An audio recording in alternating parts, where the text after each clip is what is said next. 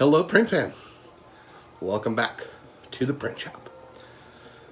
I was doing a little bit of research, and I don't know why, but I started looking into supacolor, and I came across a guy on YouTube, and can't remember exactly what the title was, but it was like something.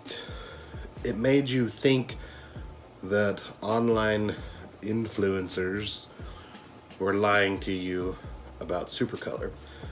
And kind of the summary of what he was saying was real print shops would never use supacolor, and you can't make any money from it because it's too expensive. And I would consider myself a real print shop, even though I don't do screen printing in-house. My issue with what he said, and what a lot of people say about a lot of things, is you can make money on anything. It just depends on your customers and not driving the price as low as possible.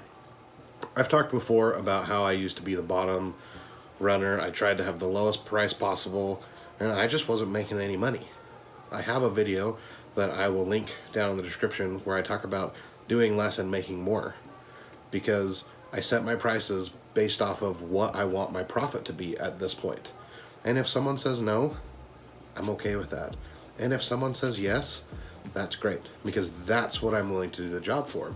So regardless of what the cost of supacolor is, I've never personally used it, although we got a box from Heat Transfer Warehouse. There's some supacolor in here that we're gonna pull out and look at.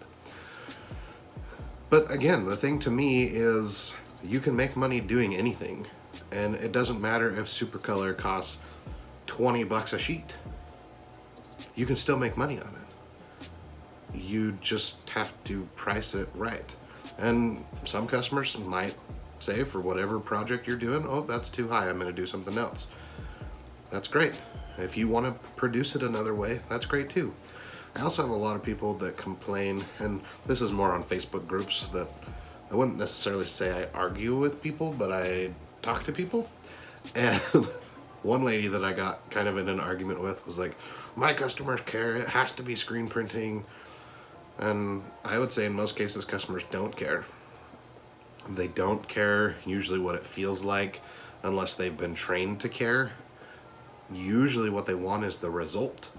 They want a shirt or a hoodie or a hat for whatever reason and whatever event, and as long as you can do it in time, in their budget, I would submit that most of the time they don't care. There are those exceptions, like my neighbor works for a company and they do official stuff like big sports teams, and you've got to be within a certain margin of error for their specific color. I don't do those customers. But a lot of people also say that white toner shouldn't be used to be sold. I do it all the time, and I did it for masks, I did it for shirts, and I get reorders because people like it. Because again, they want a result. Most of the time they don't care how that result is made. So, let's crack this bad boy open. I have no idea what's in here. So I'm an affiliate with Heat Transfer Warehouse, link down below. And I asked them to send me some stuff so that I could show it to you guys. And I specifically requested supacolor because there's lots of stuff going on with supacolor.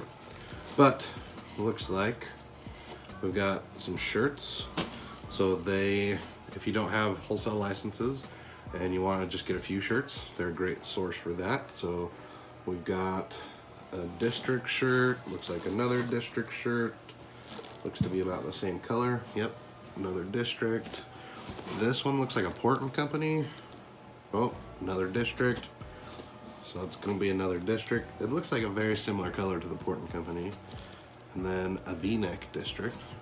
Oh, great.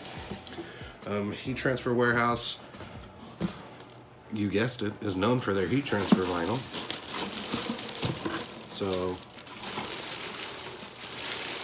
they sent me some baby rolls. So they have it marked here. This is their Walla Cut Soft Black. That's a nice color. Walla Cut Express Red. Walla Cut Soft White. Walla Cut Metallic Gold. I actually like this better than the gold that I have. This is sweet. And then the Walla, or I guess these aren't Walla. These are Deco Film. So metallic silver and gold.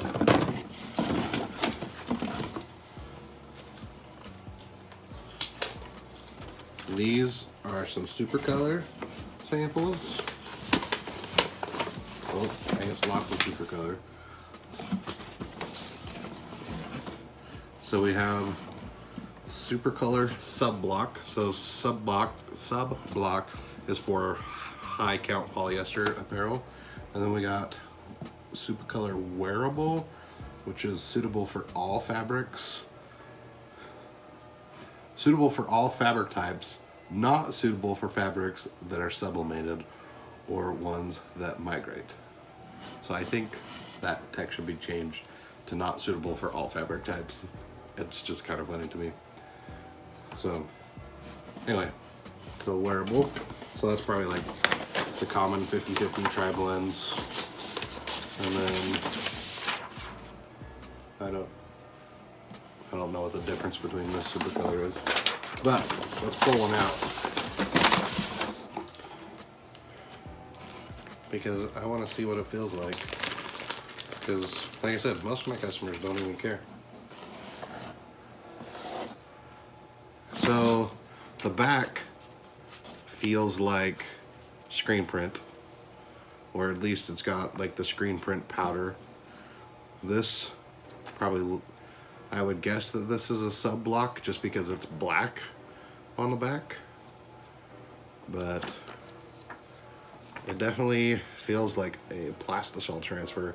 I know the process is water based, and that this is a PET film that it's applied to. So yeah, this is the sub block. My sample thing says it.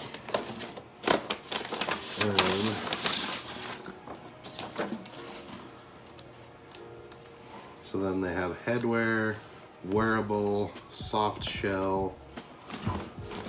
So the wearable seems to be like the most common.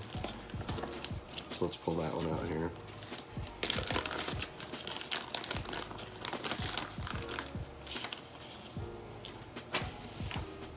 So yeah. White on the back. It feels like a plastisol transfer. So my guess is that it's probably a white or an undercoat screen print with a digital print on top. But it could just be a modified version of DTF. I don't know. So I'll get these applied and I'll make a video dedicated to just Supacolor. But I guess the main thing that like bugged me about what he said is you can't make money with it. And I think that's dumb. I think you're limiting yourself if you say you can't make money on something. Like an example of that is I want to sell some custom blocks that would be laser engraved. My old boss is the one that would make them. He's got a Chinese laser that he let me do some leather patches on. And I messaged him and I said, hey, how much would you charge me for that? And he's like, well, what do you think they would sell for? And I said, well, it depends on what it costs me. And then he's like, well, tell me what you think, because I have a number in my head. And my number was way different than his number. But I explained to him, like, I have to know what it costs to know what I'm going to charge. Because whether I'm doing it in-house or whether I'm outsourcing it, what I charge is based off of how much I want my margin to be. And I have my set margin, and so if he is going to charge me X for it, then I got to charge at least Y. And so my price was different than his, but I also told him like most of the stuff that he does for his business is very standard. It's very non-custom. Like the product with the block, it would be custom, but he would likely put it in a way that you can have one of these 5 fonts and it can be this many characters, versus me, I would design it from the ground up. And that's where part of the fee and the money and the process comes in.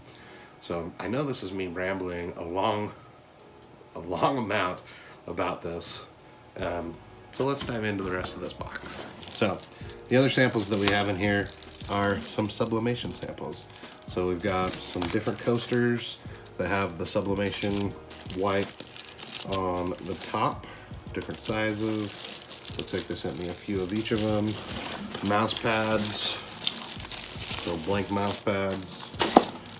And okay, that's about it. So I asked for the sublimation stuff because I'm gonna start getting into sublimation more. I am not gonna buy a printer just yet. The printer that I do want to buy will actually be from Todd from Melco. I want to get the Epson printer. For all I know, heat transfer warehouse might carry it as well. You can also get the sawgrass for sublimation. One of my buddies just bought the sawgrass. Another person I know just sold their sawgrass. Another person I know just got the Epson. But I've got a connection with someone that has a 42-inch wide, and they just charge per linear foot to do transfers. So I want to get into that just because it would help me do kind of one-off things, especially where I might be moving to a commercial space. Then I want to have samples and be able to offer stuff like that with a high margin, because customization to me should have a high margin. I'm not going to do it for pennies, and people will be able to find cheaper people to do it, but I charge what I charge, and if someone wants to go somewhere else, they can. So all of this video to say, you can make money on anything, and you can charge, like my brother-in-law buys shirts from me and sells them. Most of my customers buy shirts with their business information on it and give them away. You can make money on anything. People will support you if they like you. They will not support you if they don't.